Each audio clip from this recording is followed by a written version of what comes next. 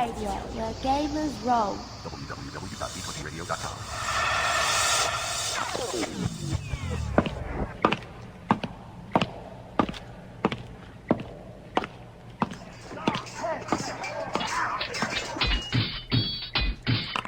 Roll for initiative.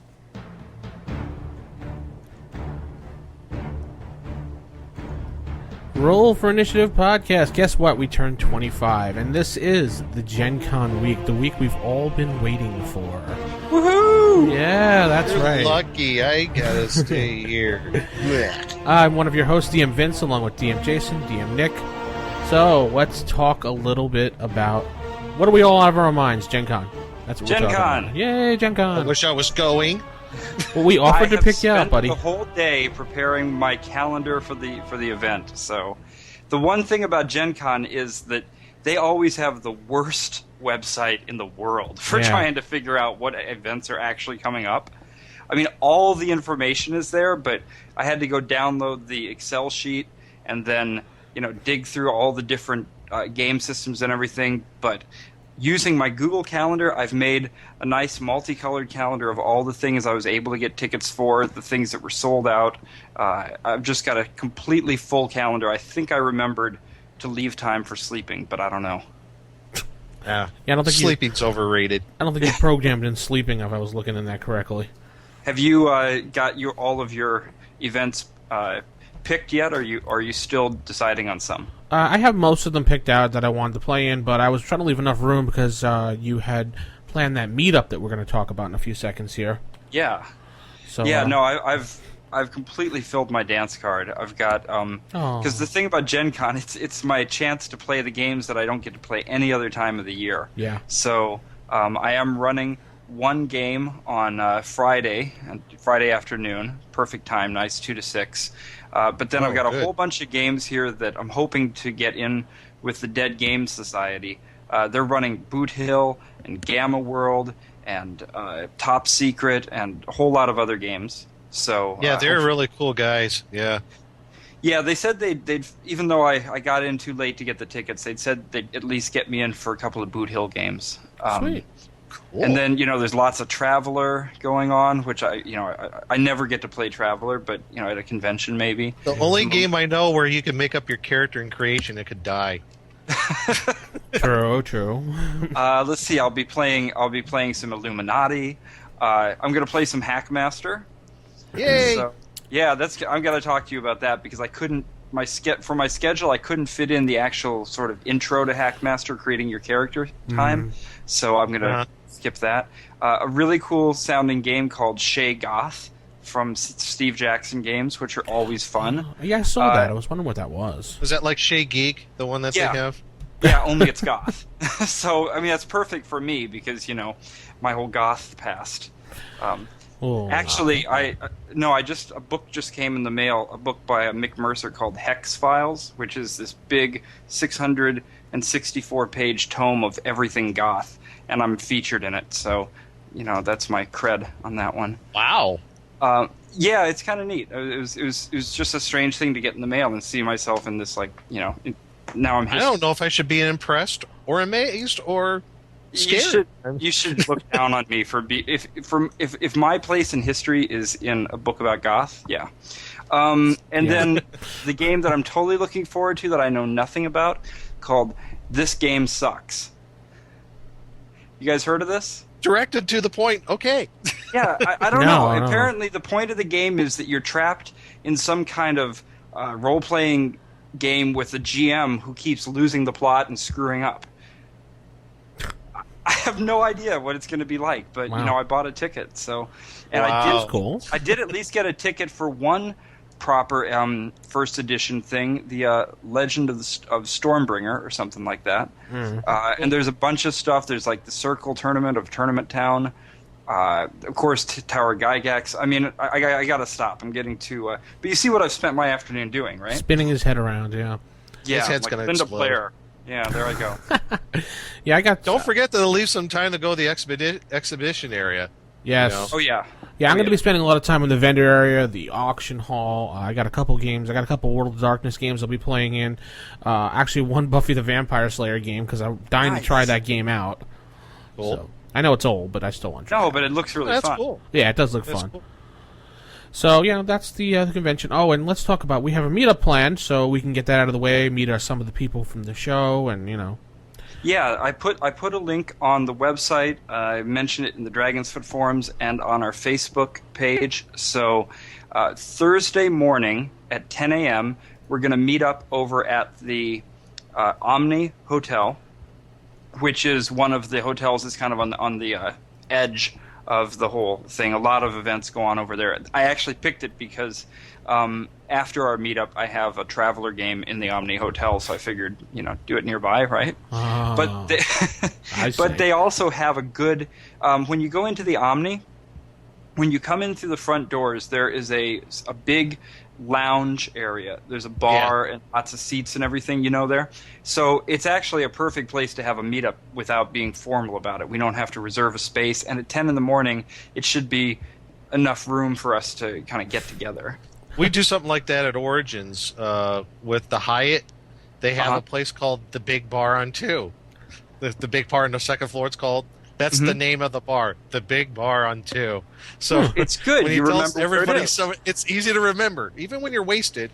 It's the Big Bar on 2. Just head to the Big Bar on 2. We'll see you there. Okay.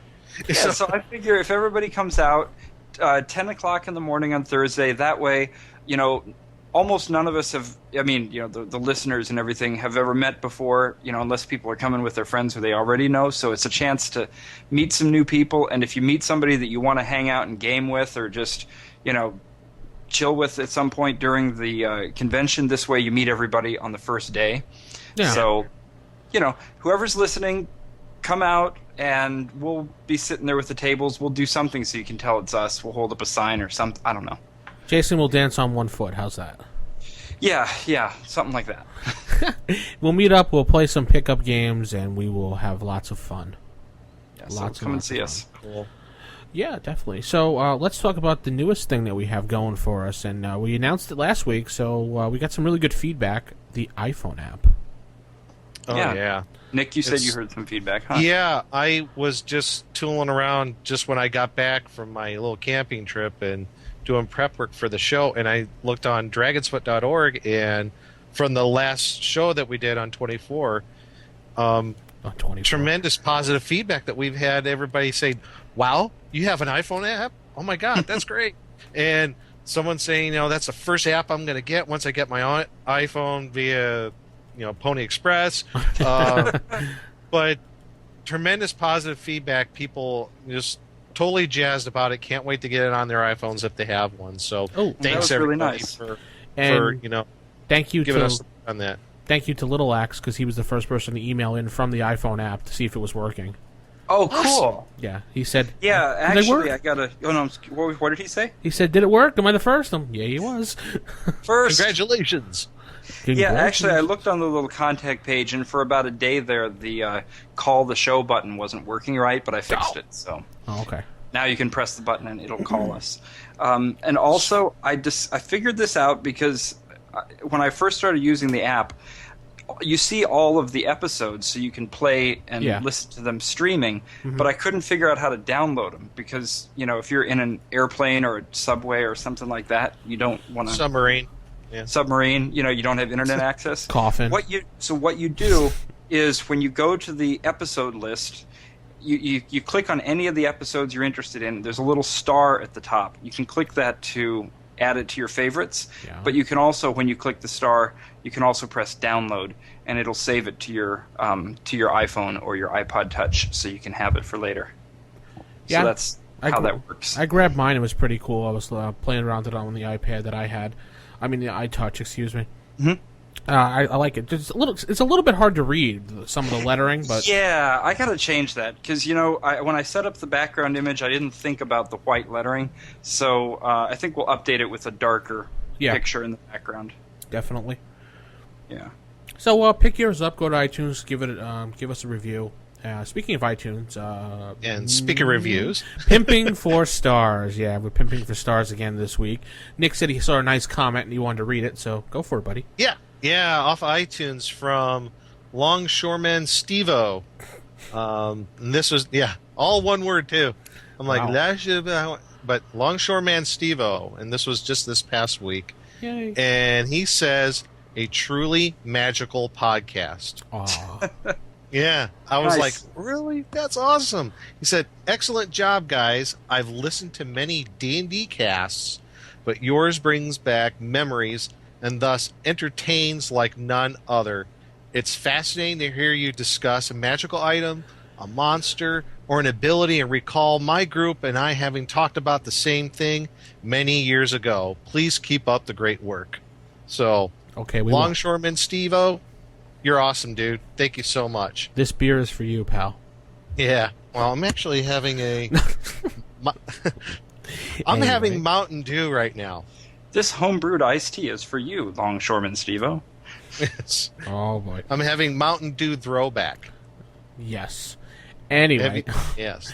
go visit It's us. better than Mountain Dew backwash. Ooh. No, it's Mountain Dew made with sugar, not corn syrup. Yeah, the Pepsi and the Mountain Dew, they did that for a while, I remember. Yeah, it's out right now, so anybody's going to Gen Con. It's out in 12 packs. Just by the way, how sad is that as a marketing technique? You're going to come out with a product that's called the It Doesn't Suck This Month product. Yeah, there you go. Hey, guess what, kids? This month, it's pretty good stuff. Later on, we'll be back to our usual junk. Wow. So let's head over to facebook.com/RFI podcast, and you can listen to the show. You can ask questions there. A lot of people leave us some good feedback, and we appreciate it. As far as the shows go, we're stopped putting the older shows there. We're just putting the current show there. Yeah, it was just a lot of work to try to remember every place Yeah. that I was updating. Yeah. It's fine. We'll put the current show there so anybody can listen, but as far as older shows, it's only going up to 18 now, so a lot of people have problems downloading some of the older episodes. They're right there for you. Yeah, so you can hop over to the website. I think you can still get all the shows there, right? Yeah, on our personal website, yeah, we can get it still there. Yeah, and Yeah, if there's any trouble with them, I'll check with our host. And of course, if you do decide to spring for the podcast app, I know it's $3, but it's very convenient to have all the old shows right there. So Definitely one purchase of the app I know is $3, but that also helps keep the lights on in the RFI mansion. yeah, and hey, it's a cup of coffee, right? Yeah, definitely. It's a cup of in Manhattan. It's a cup of coffee, probably. Well, it's probably $8 from Manhattan, but anyway. It'll get you a small here. Oh, okay. Yeah. Speaking about the website, we have any new articles from Todd? Yeah, we did actually, right? The newest Yeah. is very topical from last Yes, it week's is. Inns and Taverns. He's so fast. Todd put up a great thing called "Have a Drink on Me." He's and- fast. He's fast. Yeah, He's he a is. great writer. And now that I've got AC/DC stuck in my head, have a drink on me. Yeah. So it's great. It goes into a lot of the stuff. Kind of expands on things that we were talking about in terms of when it's actually time to get down and make your inn or make your tavern. And he even goes to the trouble of creating one for everybody called the Cellar Dweller. And it's just superb. There's a map. There's a complete map of the inn. There's a menu with prices. There's NPCs. There's even a magic item. Yeah. Easily droppable into anybody's campaign. If you're lazy that night, just head over to the page and look at Todd's article. I thanked him personally Like on like Nick. I thanked him personally on Dragon's Foot because he does such a great job. I felt he needed a personal. Yeah, thank it's you. fantastic article. I'm loving it. And do we have any other articles? I think that's about it for this week. No, Yeah. and I just got some little bit of updates from what we talked last issue. You were talking about Julie, Yes, who Julie who gave us our voicemail, Yeah. and she did the Grunntooth traps she was talking about. I think I found it. You did. Yes, there was a Julie in Traps 4. On page 34, she did a trap. I'm not going to say what it is, though, Okay. because we're going to... I'd like to save that when we do our traps episode, but yeah, I looked that up. I'm like, I have all the traps book. Which one is it? Oh, cool. Yeah, I can't wait. Yeah, August 15th. Yeah. August 15th, she'll be on the show. Well, Awesome. recording that day with us. Great. Okay. Yeah, no, I'm looking Yeah. forward to it. I actually found a book for that show, an old Loompan Express book called Man Trap that I'm going to break out Ooh. for it. Do you guys know Loompan Express? Do you remember them? No. At all? I think they got. I don't know if they went out of business because they didn't make enough money, or if the government finally caught up with them. But they were the guys that published all those books, like How to Survive in Prison, How to Change Your Identity, How to Start Your Own Country, Nice. How to, the Guide to Dumpster Diving, just basically everything you weren't supposed to know. They were kind of famous for. I think they were the ones that originally did the Anarchist Cookbook, unless I'm mistaken. Okay. But they had one book that was called Man Trap, and it was all about how to create traps that would kill people in real life. So it's pretty good for. I mean, don't do it in real life, but for the game, it's cool. So we'll bring it. We'll bring that with. Yeah, right. Yeah. All right. And go ahead, Nick. That Inns and Taverns book I talked about from Dark Furies Publishing. Mm-hmm. Yeah, darkfuries.com. They're still around, and the book is still available. I think it's like $19.95, and they have a whole bunch of other books too, like for temples and strongholds and other sorts of really cool things. So, yeah, you can still get it. Oh, good. And you know what? One other thing on the Inns and Taverns tip. Somebody on Dragon's Foot mentioned something that I can't believe I overlooked, and that's that the article that I was looking for, that I didn't think I had, is actually in the Best of Dragon Volume 2, which I actually have a couple physical copies of, so I could have just looked for that. Oh. I don't remember who said it, but thank you to the person who pointed that out. Yes, thank you very much. RFIstaff@gmail.com is our email address. Phone in at 206-279-3272. And that'll cue us into Table Manners. Typical. Of all the evil creatures in the world, I'd like to find one with table manners. What, are you kidding me? I spent years cultivating the worst table manners on the planet. Table manners. All right, Table Manners. You know, I have to say before we start, I love our intro for that. Yeah, isn't it? Guys, I've been cultivating the worst table manners on the planet. You know who that is, right? Oh no, It's from News Radio. yeah. What's the actor's name? You know, the red stapler guy from Office Space? oh yeah, I know what you're talking about. Yeah. Yeah, that's him. Oh my That's him. god, that's so funny. Yeah, wow, there you go. I just found the Inns and Taverns article. It's right here in front of me. I could have read that last week. Oh well. Let's talk about experience points this week. Yay! That's our Yay. topic of issue this week is experience points. So, how many experience points do you have, guys? Infinite, because I'm the DM. I have no idea, but the other day when I was talking to somebody about their upcoming birthday and they were getting worried about getting old, I made them feel better. I said, "You're not getting a year older; you're leveling up." I never thought of it that way. Thank you, because I'm turning 40 next year. I would have. No, you're leveling up to level 40. So you're getting Sweet. more powers. Yeah, More powers. I probably would have smacked you for saying that. I'm more but, powerful than Odin. Yay. Yeah, but I feel my constitution score going down, so I don't know what that's about. Whoa. Let's go back to experience points. So, experience points. There's a big old chart inside the DM guide. We're not going to, go over that in great detail. Let's read it. No, let's not read it. Everybody knows how to dole out experience points, but how do you actually dole out the experience points is the issue this week. Pretty much, let's look at let's skip down to the first thing here. Individual XP tracking versus party tracking. Do you individually write down each column for each thing that each person kills, or you just keep one general thing and go meh and just hand it out? I mean, it's a lot easier to just sort of split the check evenly, as it were. Yeah. But I think people have more fun if they have the opportunity to gain more experience points for things that they themselves have done. So, when it's possible, I think it's more fun to do it that way. Yeah, I have to agree with. Yeah. Yeah, I mean, look, when you're fighting, when you're doling out experience points for combat, you're going to pretty much split that evenly anyhow. The only people that aren't going to earn experience points in combat are those that weren't there. Right. I mean, that's straight from the book, that even if somebody only manages to contribute the smallest amount during a fight, the point is everybody was there, everybody was engaging the monsters or the baddies, so everybody shares the XP. It's the other things like the role playing, which we'll talk about whether or not to give experience points for that.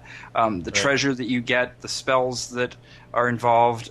There's even a good little suggestion from Gary Gygax back in the DMG that maybe for lower level characters that if they are killed and resurrected, that's 1,000 experience points for going through that. Yes. Those kind of things. So I think it really adds something to each individual's enjoyment of the game if you can get your own experience points too.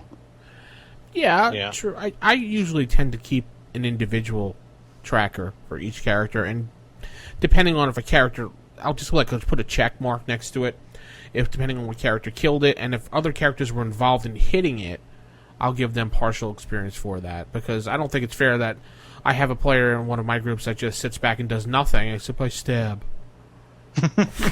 I stab. I follow. One of those players, Wake me when it's my turn to attack. Yeah, I've had that before. Yeah, so, I mean, it's not fair that you're playing your fighter and you're like, haha, I run in and I slash and do this and you kill everything, and then one guy's like, I stab. That's a good point. I mean, maybe if you can just award more experience points to the players that are just getting more involved. So if overall, I like what you're doing. I don't think I would be able to keep up with all of the bookkeeping for that because I've got so many things that I'm writing already. Yeah. But I like the idea of just maybe saying that the halfling thief was just not very involved, and the ranger was incredibly so. And I'll just remember that and just adjust maybe 10 or 20% either direction accordingly. I think I kind of do what you do, Jason. There seems to be so much to keep track of as a DM anyway. What I've been doing over the past few years is as far as like dealing with monsters, either killing them or defeating them in some way, I tend to divide the experience points evenly amongst the player characters. Mm-hmm. Unless it's something extraordinary. Like if someone did like a one-on-one combat, then I'll award full experience points of that monster kill to that one character.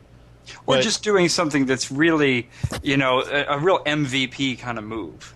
Right, sure. And, and then I'll do individual awards, like whenever somebody gets a magic item, they figure out what it is, they get the experience points for the magic item. Mm-hmm. So I kind of do a mixture of that. I mean, but as far as overall, like most of the experience points, I would assume, at least in my game, it seems like most of the experience points come from like monster kills. Yeah. Not a whole lot from magic items. But well, you have to it might be 50-50, but you still have to convert the magic items into some type of gold before cashing it in for XP, though. Right. No, there's XP value right there. Yeah. Well, there's an XP value for getting and keeping and using the magic item. I think it's generally more for actually converting it to gold. Yeah. And that's where I kind of differ on things if we're going to talk about the gold thing. All right, we'll head right into... Before we do, I mean, I think it would be worth kind of talking about why there's XP in the game. And, it's one of those things that doesn't necessarily have a real-world analog, but you need it. I mean, because at the end of the day, this is a game, and so you have to have some way to track the player's progress. So, there's things that are going to happen that I don't know how you would actually make a proper analog for that in the real world, but it gives you a way to kind of say that Fafhrd has been doing a better job than Alaric overall and is advancing faster in his career as an adventurer. Right. It's just a way of gauging the success of the character. Yeah. So gold. Yeah. Gold. So gold. Nice transition. So gold. That's my segues. Gold and the experience points. So gold. All right. So I forgot the page exactly, but they do have a page, and I think it's DM's guide or the players. I'm not sure exactly offhand right now, but you can convert your gold into experience points, and there's different ways of doing it for different ratios for your game. Yeah.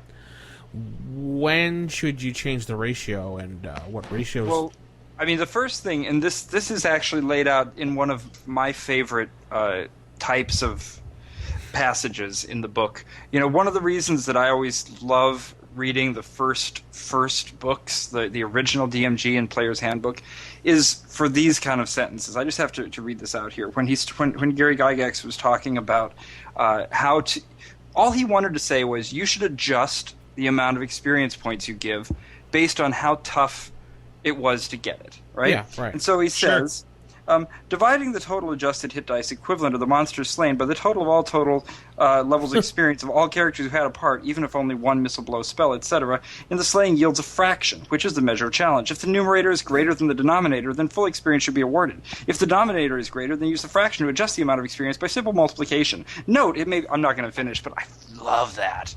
You lost me after. I know, it's great. You totally have to sit down and you have to actually diagram out his sentence to realize that all he's talking about is that if your characters are going up against monsters that are a lot tougher than them, they get extra experience points for defeating them, and they get extra experience points for the gold that they manage to get in the treasure. And if they're going against a lot weaker monsters, then you flip it on its head. Sure. Simple as that. You flip the monster on its head? If it's so weak, you can flip it on its head. Sweet. Like a flump. Like a flump. You flip the whole idea on its head, so that way you don't have a bunch of 10th level characters that are running around, like gold farmers in World of Warcraft, just bopping kobolds on the head and just going, I'll be up at 12th level pretty soon. I'll just keep hitting these rats. It's a certain point that they just don't get anything for doing it. Speaking of which, I saw an interesting post that I just saw right before I'm hitting up the show here on Dragon's Foot about someone saying, what if you're in your off time and you take the equivalent of the gold and go train for your next level, even though you don't have the experience points for the next level? Would that be considered training up to your next level? I'm like, why would... That's like working the system. Wait. Say it again. You lost me there. If you did what? If you... Alright, so the article, I'm not going to say who wrote it. Although I'm not actively playing AD&D right now, if anyone is running the R-Series in Toronto, please PM me. Oh, that gives it away. Too bad. I'm going to pretend that I am a player in an AD&D campaign for this post. Say I have a high-level character, any race, any class, he's level 9. And I have a few $1,000, well, silver, gold, whatever, in the bank. He puts Player's Handbook, page 35. In the Unlimited Adventures, we call this the Vault. Now... the magic user is taking some time to fabricate some items. He's level 12, DMG 116. And besides that, it's winter, so we're all hunkering down until spring so we don't get slaughtered by the WSG. My character doesn't have XP to advance yet. DM, again, he puts in parentheses, please look at this from the perspective of running by a book campaign. What would you do if I called, okay, I withdraw 200,000 silver pieces, 10,000 gold, whatever, from the bank. I find a trainer. I spend the next 4 weeks or so training. Again, please remember, buy the book DM, and my PC doesn't have the required XP for advancement. What do you think? Easy, no. Yeah. I mean, that's easy, because first of all, where did the gold come from? It came from adventuring, so he already earned the XP for that gold, so he can't earn it twice. Right. I mean, that's just a cut and dried answer, but it's not a bad question. Well, it's like a working the system question. When you said World of Warcraft farming, that's what brought that idea to my head, because that's what it's like. Yeah, I would never allow it. But what I mean it's a good question is it's a good question for us to talk about why gold is even convertible to experience points in the first place.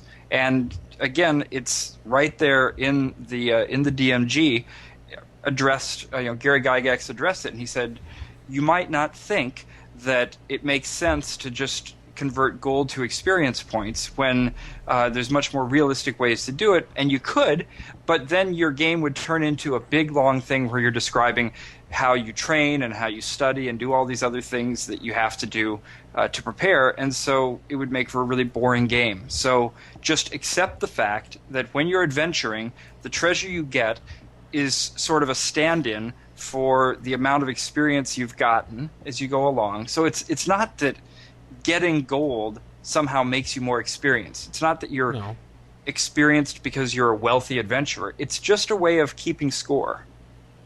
I have to disagree to a point. Ooh, okay, go ahead. Because I have never used gold for experience points, ever.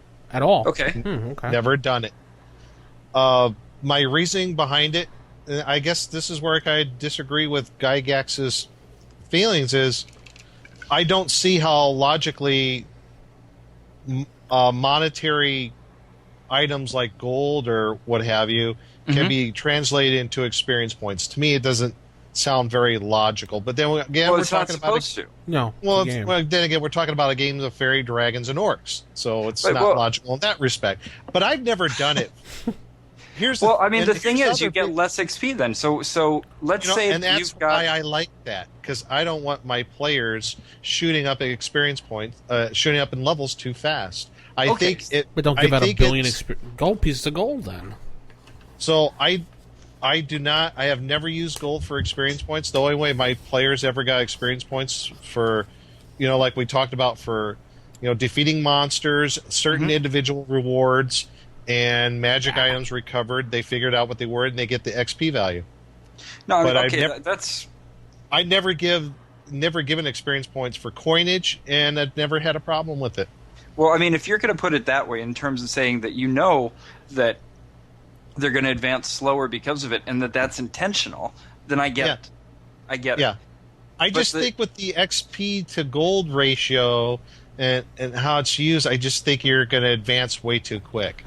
Well, I don't think I've ever had anybody complain that they were advancing too quickly to enjoy the game. Not in any of my games. Anyway. No. But that's fair enough. I mean, I wouldn't have any trouble coming into your campaign if you said, "Listen, you're not getting XP for the gold. That's the rule." Okay, that's cool. I just don't need it to be a logical thing for me to accept it in there, because there's got to be some way to say, why you only put as much treasure in as is appropriate if you're designing your modules, your adventures properly. So I just see it as one of those places where you're reminded that it's a game and you're keeping score. Right. You can always change the ratio too if you don't want to do 1 for 1. Yeah. Well, I just don't want to deal with all that book work either, and I don't think we've ever had a problem with people advancing at a decent, a halfway decent pace. It's just. I mean, I never you can found any use definitely for it. shorten the amount of gold that's in the campaign. You can do those kind of things. I don't know. As far as keeping score and the gold, the important thing about it is that when a situation comes up that you've got somebody who's kind of being a munchkin and they're trying to game the system, they're trying to say, well, I'm going to loan this gold to that person, or I'm going to do this with it, or I'm going to get gold this way and get experience for it that way, or whatever. I can't even think of a good devious thing they would do because my mind doesn't automatically go that way. But you can just put the kibosh on it right there by saying this isn't about 1 gold piece equaling 1 experience point. This is about me keeping track of how fast your character is advancing, and he's just not advancing as fast as you think he is, no matter how many games you play with the coinage. And that's funny because that would not even come into the equation in the campaign I run, because we don't even use gold for XP. So it's like, I'm going to do this with this gold so I can get experience points. You can go right on ahead, but you're not going to get any because that's not how we do it. So if you don't play with it, there's no point to it. Yeah. All right, so we did the gold. We did that. How about extra XP for role-playing characters? Did you reward those players? Yeah, definitely. Absolutely, I do. In the same sentence, should you take it away for people that just sit there and go, I stab? And play on their phone. I wouldn't go away. Well, what about the people that play on their phone and they're like, I attack, I follow. They just won't get as much. Yeah, I mean, that's the thing, is if they see everybody else advancing faster than them, especially when somebody looks up and suddenly realizes everybody else is 9th level and I'm 6, and they start complaining about it, that's when you say, listen, you're not playing the way they're playing. If you want to get more experience points, put your phone away. Stop listening we're to talking RFI about podcast. experience points for role playing and for other, individual awards. I guess role playing could kind of go into this. I know this is going into another system, but I think it could pertain here and might be useful for AD&D. What's that? For the previous version of Hackmaster, the 4th edition rules.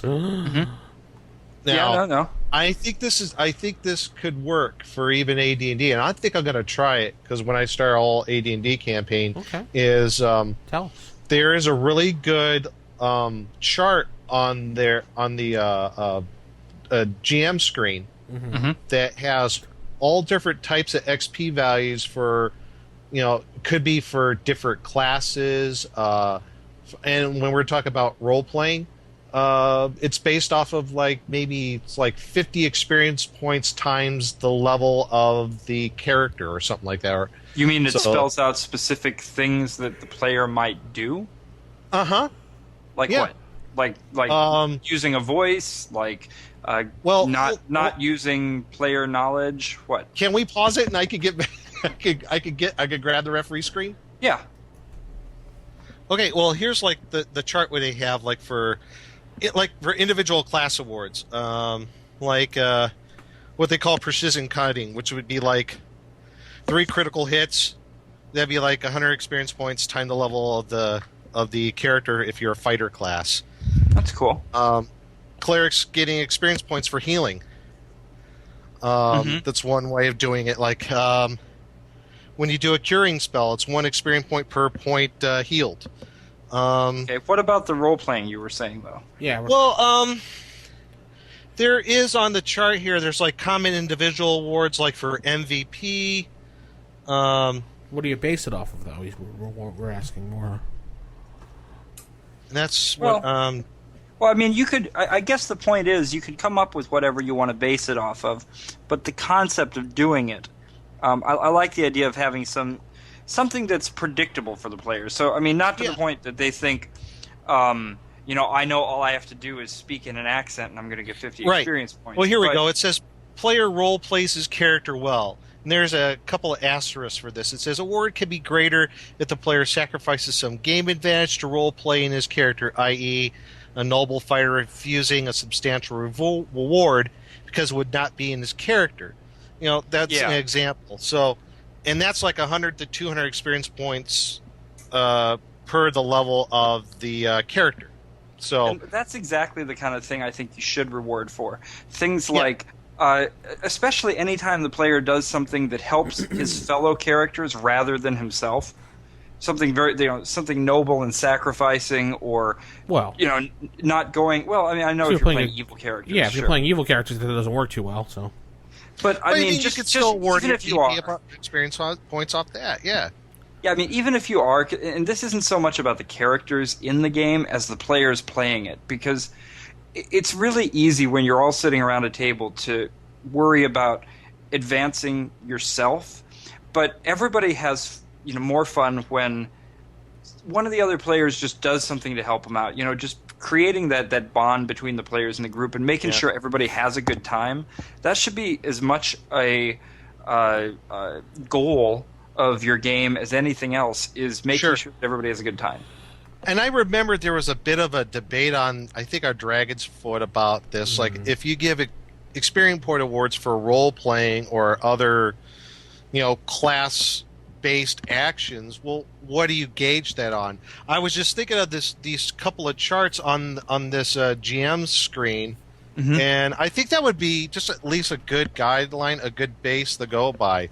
And I think it could still translate the AD&D First Edition. I think it still could pertain to that. I think that's a great way to do it. So if DM's discretion should be enough for most people. I certainly see why somebody would find it easier to have a chart in front of them, though. And it's nice to know you can pick up the GM screen from Hackmaster 4th Edition, you said? Yeah, it was the previous one. You could probably get them for cheap now, either at the cons or stuff like that for less than $5. It's a huge. I don't think anybody too. ever needs to have an excuse to buy a new piece of gaming material. And it's a huge screen. It's got flip charts at the wazoo. Yeah. And the other thing is, anytime we're talking about independent publishers, it's Kenzerco that publishes it, right? Yeah. I mean, anytime you're talking about independent publishers like Kenzerco and being able to throw a little money their way and support them and get the cool stuff they do, you're making the whole hobby better overall. So go buy it, Yeah. You can find it somewhere pretty cheap. All right. So, Jason, what do you do with your? How do you reward your players with the role play? Do you just base nothing. It off? He doesn't. He's mean. He's mean. That's right. I don't have a standard. Really?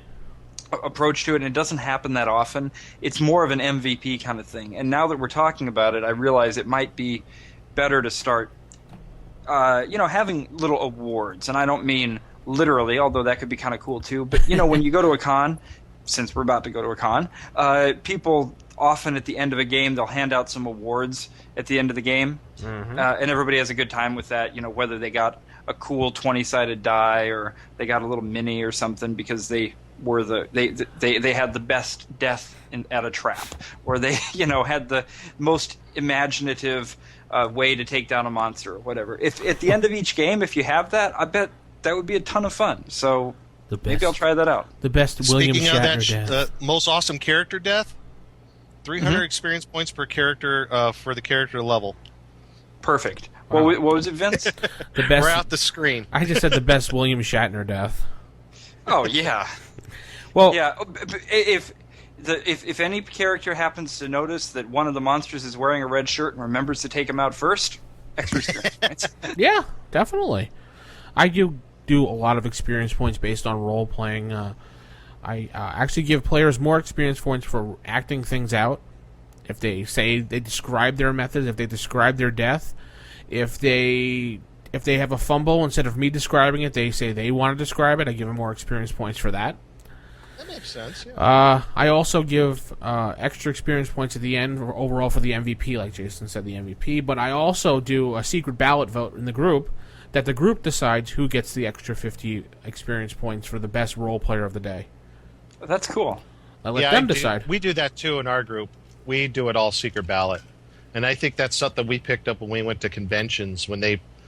If you go into certain games like AD&D or what have you, at least the experience I've had is like when you vote for MVP of the party, it's always been secret ballot. And we just took that into our home game now. So it works pretty well. Yeah. That's how Joe did most of his stuff, and then I just expanded upon it and have my own little chart whenever I play, so. The legendary Joe? The legendary Joe. Where he be? I not know. Oh, that was bad. Anyway, we need to find out. Well, taken away 10 experience points. Yeah, it's taken away. For bad roleplay. Like the movie The Gamers, just because of that, you just lose 50 experience points. Sorry, you have to watch the movie for that line, but anyway. Yeah, the Great Joe is somewhere in New York, roaming around, probably still with his backpack and first edition books, running around from park to park playing with new people. So we'll head into our next segment of the night.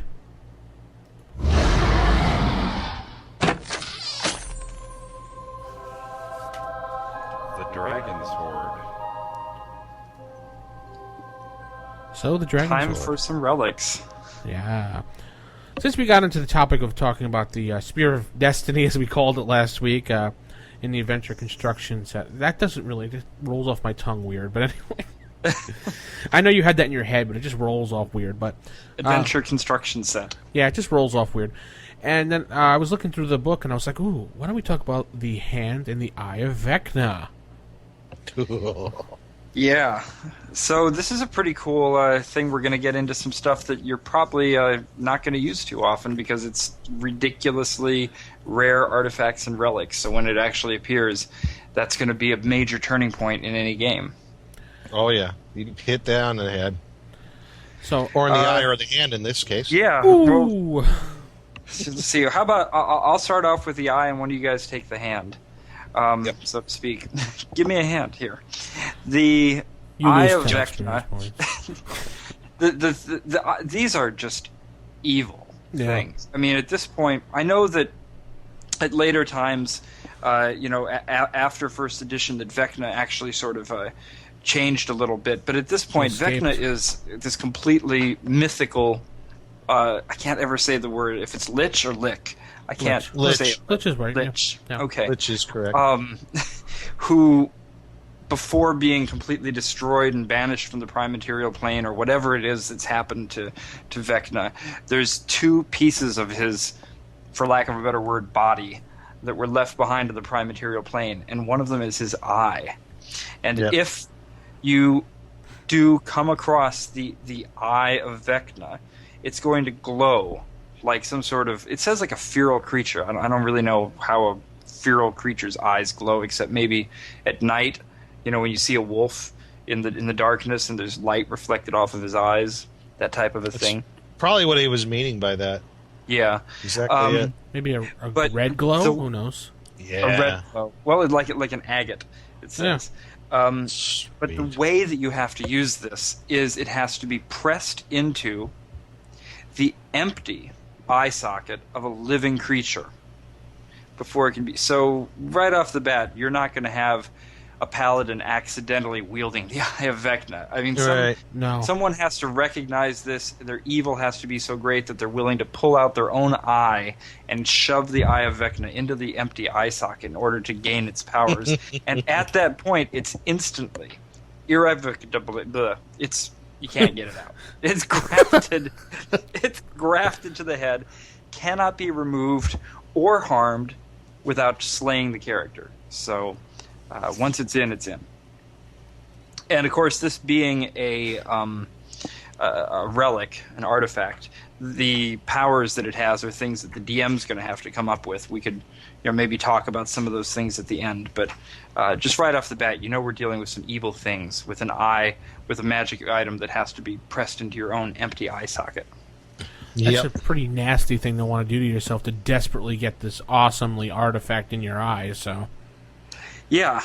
it ruins And your then there's the character, hand. pretty much. From And then there's the hand, yeah. I mean, the hand's even worse. I mean, if you thought the eye was nasty, It's nasty. well, compared to other magic items in the book, it doesn't have that many,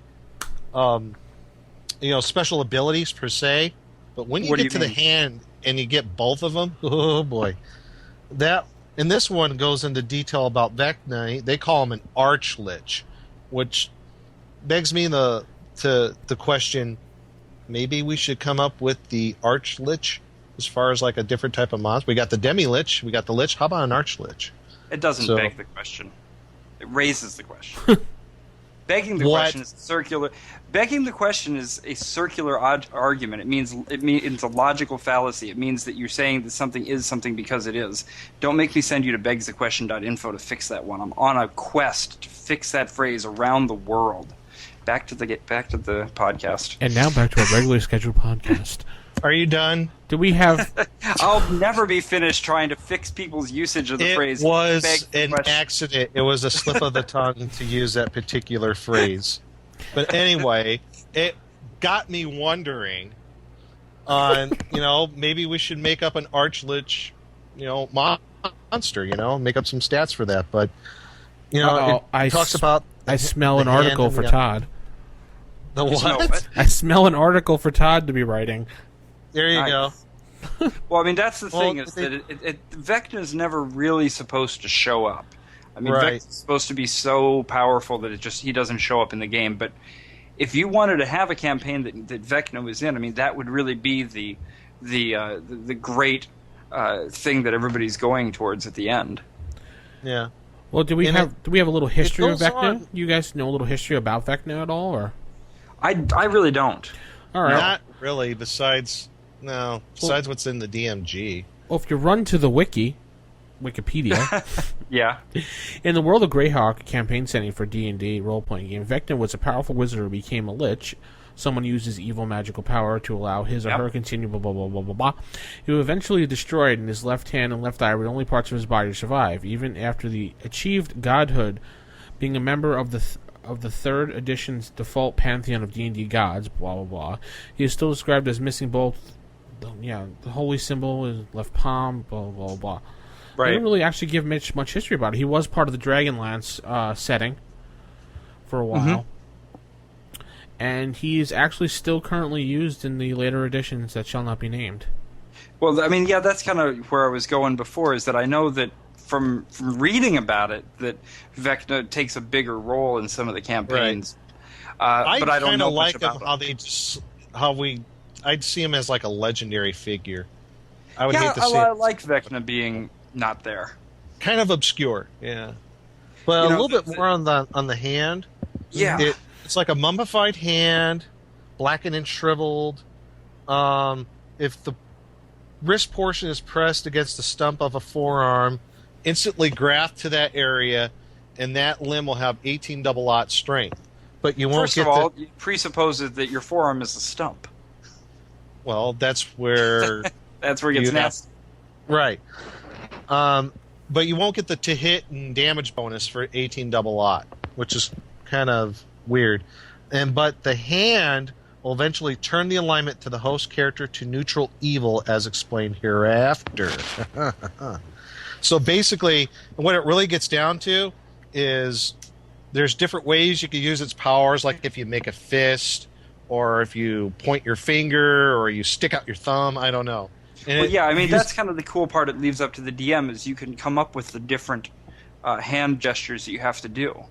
And when it says in the description when a primary power, and then get this, 10 of them. This Yeah. thing has, 10 primary powers. I think it has.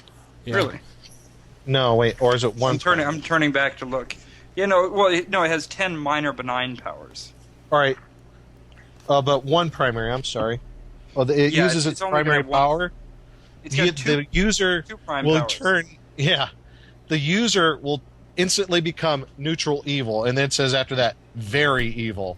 Well, Yeah, I like that. how much more Very. evil than neutral evil can you be? You know. You're What lying. alignment is your character? Oh, he's neutral, very evil.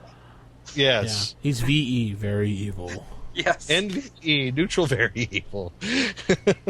So Yeah. Let's go to the powers of a relic for a minute, because I think it's worth revisiting what it really means to have an artifact or a relic, how it's different from a magic item, a regular magic item. So, and this is where it's the fun of charts, so to speak, but they aren't really charts. I mean, you're not rolling on these because the whole point is for the DM to you look cherry pick and some, select. But you're looking here, and each of these has a number of minor and major benign powers, Yep. minor and major malevolent effects. The prime powers that you're talking about, and so that's where it gets up to things like being able to plane shift, or to have a death ray, or Yeah. trap the soul, which sounds like actually would be pretty appropriate for an artifact of a lich. And then there's Yeah. always side effects, that come in as well. So you go through and you want to actually pick out the ones that make the most sense yeah. for that relic, which is a lot of the fun of doing this. What sounds really fun about the Hand of Vecna is that since the different powers and effects that it has can be based on how you move your hand, if you want to talk about giving the players some role-playing to do, get them to learn the different motions. Yeah, it's not Yeah. a bad idea.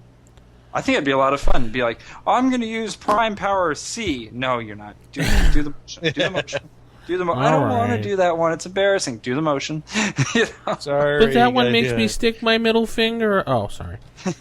Yeah. Well, there was one thing about this item that really stuck out for me because it's all in caps in the description. It Yeah. says nothing short of intervention from the most powerful of gods can alter the effects of Vecna's hand upon its host. So no wish spell, you think? You need god intervention on this case. Yeah, I think that's fair. It's like a god call, Yeah, no Odin, no help. That's right. Yeah. No Zeus? Sorry, buddy. Yeah, that wish isn't going to get you anywhere. No, not at all. Aw. Poor Vecna. What I like about these artifacts is that you can actually put the things in there you want them to do. I So it'll really, be different per campaign. yeah, I like how it's a custom magic item or a custom artifact for every campaign. Well, it shouldn't be actually thrown into any campaign, but Yeah, I mean, I think that's the thing, is if you're going to use artifacts and relics in a campaign, there really shouldn't be more than one, maybe two or three if you can kind of dampen them down a little bit, but really Yeah. shouldn't be more than one artifact, because if anything, that would be kind of the hook that your whole storyline is revolving around. Right. I remember there was this one artifact because people like to hear stories about like how people make up their own artifacts out of the book, not out of the book. Yeah, yeah. The great Joe DM, as we referred him to, he had a campaign that was called the Quest for the Swords of Alignment, and each alignment had their own specific sword, and we were supposed to quest for them before there was this Death Knight that was questing for all the swords, because if you put the swords together, You can control just about any person with any alignment, and you were able to do special damage. He didn't actually go into the stats of it because we weren't supposed to know, because we were supposed to find it, but we only found up half the swords. But if you had that alignment and you wielded that sword, you were able to get special abilities and bonus to your statistics and everything like that. Mm-hmm. Wow. So it was kind of like one of those. I guess you probably got based it off of a He-Man thing, because remember He-Man when you put the two swords together and formed one great sword. I think you get based it off of that. Actually, you know what? That sounds very similar to. I think it was in the Adventure Temple of Elemental Evil. Was it? There's a sword like that, and I think I have to look this up to be sure, but I'm almost certain there's a sword like that, and it goes in the description. They're called like the Swords of Recall or something like that. Swords of Recall. Something of that nature. But there's like 9 different swords, each of a different alignment. Oh. But these sound a lot more powerful. What Joe was doing. Well, yeah, his were more on the level of, like, way up there in the 20s. So. Right. His were actual artifacts. These were kind of like, there was like +3 broadswords or bastard swords or something like that. Yeah. Very cool. Very interesting. So, Vecna. I was thinking about the Iron Hand of Vecna. Mm-hmm. Mm-hmm. I don't know how much you guys read Knights of the Dinner Table. No. There was a strip a long time ago that was based off of this. It was called The Hand of Vectra. They call it The Hand of Vectra. Uh-huh. Now, the four players in the group, and then there's the DM. They're on this quest. They find the Hand of Vectra, and one of the guys grabs the thing off the pillar and says, I'm chopping off my hand. The Hand of Vectra is mine. Mm-hmm. And the DM goes, okay, smarty pants, which hand do you chop off? The left one. No. The right. No, left. I chop off my right one. He goes, ha ha, you're wrong. It's the left. It doesn't fit. And it goes on from there. It is hilarious. And it's so good that, and if you get the chance to go to it, because they have it at Gen Con, they do live readings of the KODT strips. Oh, okay, cool. Okay, yeah, let's look for that. Yes, definitely. Friday or Saturday night, you gotta go. And they almost always do the Hand of Vectra strip. It is hilarious. Right, and at the very end, he goes, I don't have the heart to tell them what's going to happen when they go look for the head of Vectra. So. Yeah. Speaking of that, we can transition into later editions. They had the Robes of Vecna. And didn't Hackmaster have the head of Vecna? No, they didn't, but they converted it to Vectra, and they still had the eye in the hand, I believe, yeah. Oh, okay. I want to get the hand of Vectrex. Vectrex? Yeah, get the power glove of Vectrex. I think the heart, too. Oh, well, this is getting silly now. He's just leaving pieces everywhere. I know. How's this guy going to survive? I know but, that... it'd be really good if there was a lot of inns and taverns all along the way to where it was reputed to be, and they all had themes about hands. Pilgrimages and relics and things. Yeah. Yada, yada, yada. Yeah. And I know the last update on Vecna was they made him a lesser god, so... Oh. Yeah. I'll just have the relic, please. I'll just get the typical meh. Yeah. One eye, please. Thank you. One eye, that's enough for me. Thank you. Neutral evil. Very evil. Thank you. Yes. Was that quasi-evil? No. Quasi-evil. All right. Well, tell us how, if you've used Vecna, well, not Vecna himself, I mean the eye or hand of Vecna, or maybe you have used Vecna himself inside your campaign. Tell us a little about rfistaff@gmail.com. I think I'll take a look-see and post up some information, background history of Vecna on the site, because that's kind of interesting after I was reading it, his whole history, so might be a good article. Let's go into our creature feature this week.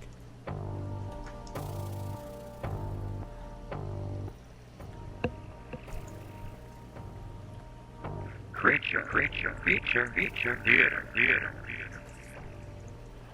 All right, creature feature theater. Which, by the way, Jason, I like that. I like the bumper for creature feature theater that you did. Oh, we're hearing It's it now. scary. It's spooky. Oh, I need to make sure we credit, by the way. I'm going to make sure this is up on the website. All the music that we have on our show, it comes in part from a guy named Kevin MacLeod, who has an amazing website. We should really... we'll put a link up to him, because if anybody needs music for their own podcasts, or if you're doing films or anything like that, he just sits there and makes film scores like all day long and just gives them away. Yeah, Kevin, you're a swell guy. He all he requests. I think the only thing he says, you have to just credit him back, and that's all he cares about. Yeah, and well, the thing is, so if anybody who's listening to the show, is involved with things like dramatic readings, like you were saying, Julie works with does the audio dramas, or if you're doing films or anything, this guy Kevin MacLeod will also do commissions. If you want something done specifically for it. So I think that's kind of why he gives away stuff, is to get his name out there for commissions. So look him up. Sounds like an awesome guy. Yeah. So our topic this week was it's Incompetech, INCOMPETECH.com is where his website is. Incompetech? Yeah. Incompetech. Incompetech or something. Yeah. Like incompetent and Competech. It's kind of cute. Incompetech. Julie had given me that address for his website because I was looking for it the other day. Anyway, Cool. so a goblin creatures. spider. Goblin spider does whatever a goblin spider can do. As we heard last week, That's another 50 experience points lost. Dull. We're going to try what we talked about. What somebody on the forums had suggested was do a little bit of gameplay and then come back and talk about the monster next time. So the goblin spider, Mathis had died almost. Yeah, now it's next time. Not quite dead. Nobody sent potions in. Hopefully, no one went to Mathis.com. No. So we found we found out a lot more about the goblin spider since encountering it last week. Jason, you had some great history about that you sent us. Yeah, just completely kind of by accident. So I was looking online. This is out of like Japanese legend, you say? Well, okay, so I was looking online and I found an old fairy tale book called The Goblin Spider that was translated into English back in 1899. Apparently, Lafcadio Hearn is pretty well known. I showed this to my fiance. She was actually born in Japan, and so she was like, "Oh, Lafcadio Hearn, yeah, he wrote all these children's books, or he translated them." And so she did a little bit of looking around. And it's actually pretty interesting. The goblin spider, so it's called, I'm going to get pronunciations bad, I have to go a little slow, but Tsuchigumo is another word for the goblin spider. And from what she knew... Tachigumo, you said? Tsuchigumo. Tsuchigumo, okay. Yeah, goblin spider. Yes. I pronounce it goblin spider. But anyways, the Tsuchigumo, in stories, it's another name for a rogue samurai who didn't believe in serving the emperor. Okay. And so they could also be vengeful. So the vengeful spirits of these rogue samurai, these Tsuchigumo, goblin spider, would be goblin spiders that would roam the countryside. But here's where it gets kind of interesting. So I was reading more about it. Not only is Tsuchigumo the name for rogue samurais who don't believe in serving the emperor, it's also a word because it was a word that was used sort of pejoratively. They were persecuted and they were treated badly. So the same word was used for them that was used for bandits and thieves. And not like a typical thief, but like the kind that are highwaymen and robbers, and just the ones that are outside of society and everything. Brigands in the Riggins, and but then the word gets even more interesting because when I started digging around, it's also the word goes back to the Ainu, and the Ainu are the people that were in Japan before the Japanese. They live still in Hokkaido. The Ainu are sort of the Aboriginal peoples of Japan, and they had a word for them also, and they called them Koropokoru, which is instead of being bandits and thieves, these Koropokoru were dwarves that lived underground. And in the Oriental Adventures that I look back in, there was that same word, Koropokuru, is actually a playable race. Right, so right. they're kind of all. It starts out with what turns out was actually a real thing. Because you guys remember how a few months ago they discovered, or maybe it was longer, but a while back there was a discovery of a race of hobbits in Indonesia. I heard about that. Yeah. There's something big in the news about that. Yeah. Yeah, Flores Man, I think they called it, because they found it on the island of Flores. Well, apparently these legends that the Ainu have about these little dwarves that lived underground, turns out that they've actually found archaeological digs of underground caverns that had tiny people living in them in that area. So basically there really were hobbits living underground in Hokkaido in Japan. So this just goes completely full circle. There really were tiny dwarves that lived underground, and now, in the game we've got these spirits. You know what this means? No. Tolkien was right. Completely right. And that would really drive Gary Gygax nuts, because he didn't really like Tolkien. No, yeah. No, he didn't. So if Tolkien was right, that means 2012 might be right. Oh no. Yeah, but that's a whole different pantheon. So I think we're okay. Yeah, we talked about the conspiracy show. That was a while ago. No. But so anyways, it turns out that this goblin spider was a pretty amazing monster to pick for the creature feature theater, because it's rooted in all kinds of actual history. See? And you could put a whole history around it. I was thinking. Yeah, you could. You really were. I poured through the books. I was sitting there all day. It was hot. I was sweating up in the attic. No, it wasn't really. And I want to hear how hot and sweaty you are, but yeah. Well, so this all kind of leads to what makes sense now that I look in the book. So I don't use Oriental Adventures in my campaign at all, and I don't really either. For any number of reasons, but I do have a copy. So I was going back and looking through. They don't spin webs. Instead, they make their lairs in tunnels underground, and this is what you were talking about last week, why he was popping up from the trapdoors and everything. Yeah. Apparently, this all kind of fits together, because if these goblin spiders are the vengeful spirits of these rogue samurai, and they're tied, etymologically at least, to these dwarves that lived underground in real Japan, it's kind of neat that the goblin spider would also be an underground cave dweller type as well. I was looking through the description on this thing, and I was just floored. This is a very powerful creature. Mm-hmm. Just looking, magic resistance 20%. Oh, great. Well, that explains why your sleeps or your command spell didn't work. Mm-hmm. Yep. Yeah, I mean, for something that's got 6 to 9 hit dice, it seems like you shouldn't judge it only on its hit dice. It's pretty powerful. Yeah. It actually is supposed to have companion spiders with it, but I decided to pull those out just for the sake of the segment. It was a 30% chance. Go ahead, Jace. When my character was detecting evil and it was detected all around, is that because there were actually others just in their lairs everywhere? Yes. Okay, so only we were lucky. We only came up against one of them. They were actually what that one spider was doing. He was scouting you guys out. Is what he was doing. Oh, okay. Okay. And he was supposed to drag one of you guys back into the lair. If you read the description, I believe it's closing the door behind them. Yeah, bringing them inside. And let's roll. Vince, why don't you run us through exactly what the goblin spider can do? Well, the goblin spider can. Let's see. They have 2 attacks. D8 for each attack. You need a +1 weapon or better to actually hit the creature. And like Nick said, it had a 20% magic resistance. It did have a low intelligence, but it did have the hit dice for Jason's spell, so it did get a save. It is a neutral evil character, and it is a large creature of the 8 to 10 foot range. It has a varying hit dice from 6 to 9, so depending on which one you want to use. Someone going to say something? Oh, I was just going, whew. Yeah.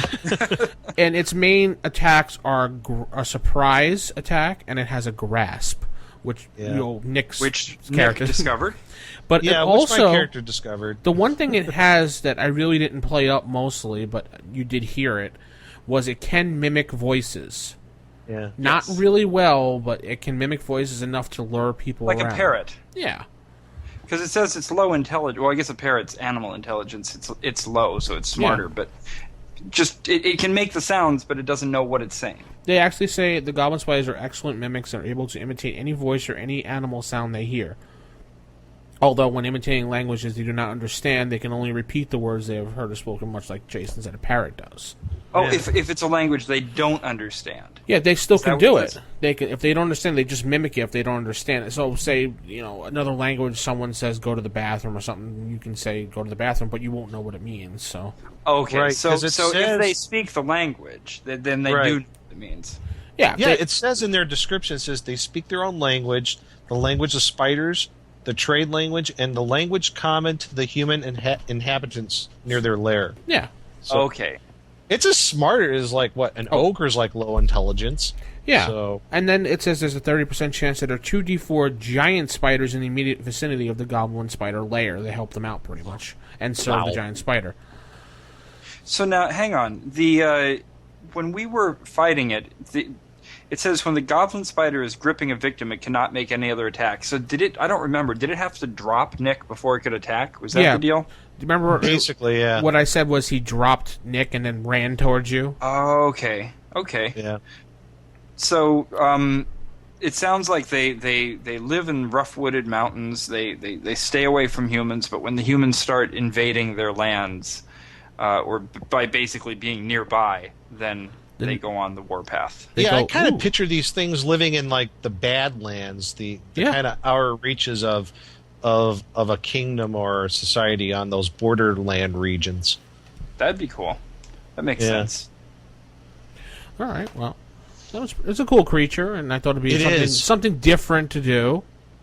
We were thinking about other ways to use this creature. Mm-hmm.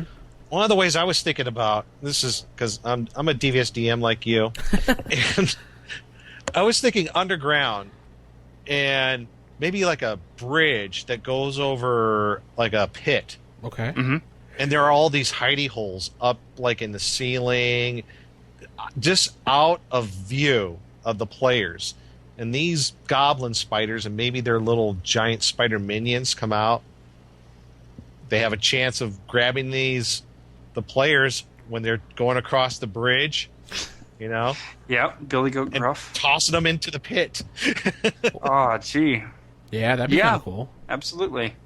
So I'm yeah, that's how I would use these guys. At least one way. They're really nasty. It also makes me wonder, because of all their special abilities, like the magic resistance, +1 or better to hit, I wonder if these things are almost... Maybe they have a drop of, extra planar blood in there. Maybe they're kind of like demons in a way. Well, especially if we took them historically and or folklorically, and actually had them as the vengeful spirits of slain samurai or something like that, then you probably would have some extraplanar connection there, wouldn't you? Yeah, I just thinking they're almost like a demon or a devil kind of creature, just looking at the abilities. So, just one of those things that was kind of floating in my head. Maybe if you go to the Abyss or the Nine Hells, maybe you'll see a couple of these goblin spiders there. Who knows? Oh, Mathis sure saw one up close. Yes, he did. Very up close and personal. Well, we'll return next week with a creature feature. But one of the other DMs will be taking over. Who knows at the time? Anyone want to step up? Who knows? Maybe we'll get somebody at Gen Con to run a creature feature. That'd be cool. 3 of us can play. Yeah. Yeah. All right. Cool. Tell us how you do it. What you do. You know the deal. Let's head into our final segment of the week. Ooh, one of those electronic voting dealies. So, poll of the week. Yay, clapping noise. I didn't know what kind of music a poll would get. I figured you'd applaud it. Yeah, it worked out good. I like you used Homer Simpson. But that was actually pretty good. Thank you. That was actually Homer, not Vince. No, that was, yeah, whatever. So the poll on the site... Yeah. The poll on the site this week is if we, as a podcast, decide to do a live recording of the show, as in record the show and you guys can listen while we record it on, say, possibly Ustream, would you stop by and listen? Well, looks like we had about... The lead so far was about 9 votes so far, because the poll just went up the other day, of people that said yes. And, of course, there's some people that said no, and we won't name those people, Jason. And I actually voted no. and there was some maybe... I think it was no, just give me my show like I normally do. I just want to further explain that you will still get your show as you normally do. This just gives the opportunity for some people to sit and comment in the room as we do the show, to ask a question or to give us feedback while we're doing the show. So I thought it would be kind of cool to do that, maybe once and twice. As you can hear, we'll see. Yeah, I got to think about that one. I'm seriously, I'm indecisive. I can't decide. It's like I kind of want to do it. I kind of don't.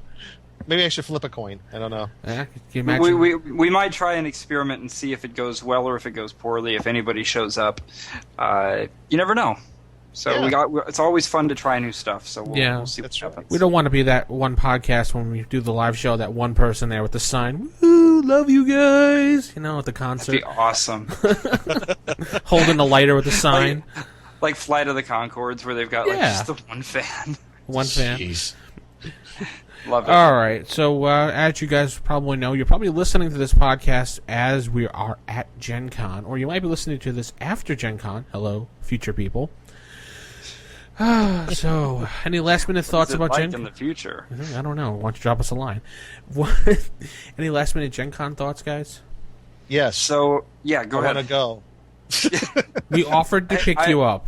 Well, here's the thing. Driving. I was talking about like that Mountain Dew throwback. They have the Pepsi stuff, and there's a Dr. Pepper one too. Okay. Dr. Pepper Heritage made with sugar, and they're like here it was like a seasonal thing. You would only find it like around Christmas time and stuff, but now they got around like at the end of July. I'm like, it's old school soda pop. So kind of look at it that way. So that has to do with have Gen it for Con? convention times. Oh yeah. Oh, okay. I was trying to connect the dots between that and Gen Con, so bring some to Gen Con. Oh, okay. Because you know what? Honestly, when you go to any convention, you're going to be spending a lot of money on food and drink. Might as well bring your own. I always do. Yeah, I'm bringing. Well, I mean, that's the one good thing about Gen Con is it's pretty easy to bring your stuff. I mean, you don't. I'll say this, for something that comes only once a year and that everybody looks forward to, and it's this huge thing that people literally come all around the world for, it's surprisingly inexpensive to do. For the most part. I mean, if you're staying in a hotel that's not one of the $1 million downtown hotels, and the tickets for Gen Con, I mean, what is it, $50-$60 for the whole 4-day event? Yeah. You're buying tickets for the individual stuff, $2 a ticket. That's 2 hours worth of gameplay. I mean, it's really good. I'm glad to see that they keep it at something that everybody can do. Yeah. Well, I like the local conventions around me. I mean, they're not as big, but at least you don't get charged for the games themselves. Right. Yeah, but I mean, they do keep it all up. But so I'll be driving through. I'll be stopping to see Nick on the way, because it turns out that whether I drive southern or northern, it's the exact same amount of time. So I'm going to cut through the north. I'll stop over there in Streetsboro and Akron and those areas. Yeah. You're going to be in like Tuesday or Wednesday? Well, I'm going to be in Streetsboro Tuesday night, and then I've got to I got to be in Cleveland at 8:30 in the morning on Wednesday. Oh my God. Before I go on to Indianapolis, because we've got all the flyers for the show, and they're being printed in Cleveland, so I got to stop over and pick them up. Okay, and what time were you planning on going on the road then? From there? I don't know. Super early. And 4 a.m. probably. Yeah, so Wednesday I'll be getting into Indianapolis, whatever, like 2 in the afternoon on Wednesday, and then there's even some stuff going on Wednesday. You know, they've got the sort of early bird special, I guess, right? Yeah. Origins has the same thing. Yeah, and then Thursday morning, 10 a.m. we're gonna have the meetup. Anybody who is in town and can make it will come down and meet up. And anybody who doesn't get there in time or whatever else, maybe we'll have some kind of way to stay in touch, because I'm really looking forward to the opportunity to meet all sorts of people that listen to the show or that show up on the different forums that we read. Can you? You know, I meant to ask you. Can you get inside there to actually just go to the bar without actually going to Gen Con itself?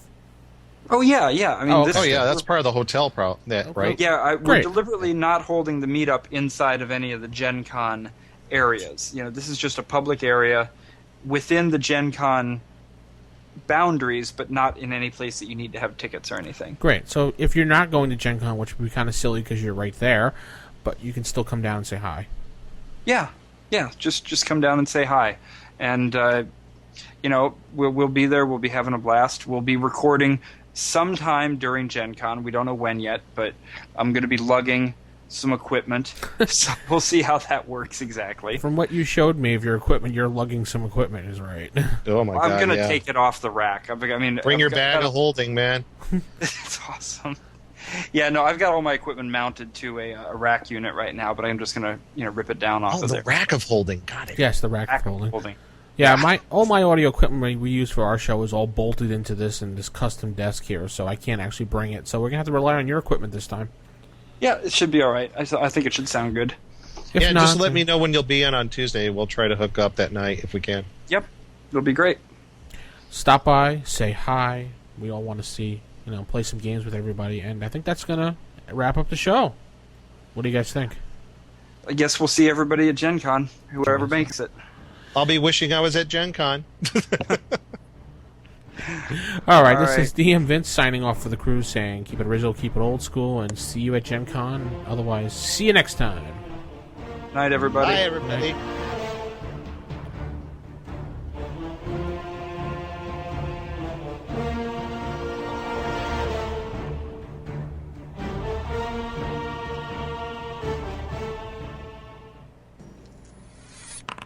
Roll for initiative.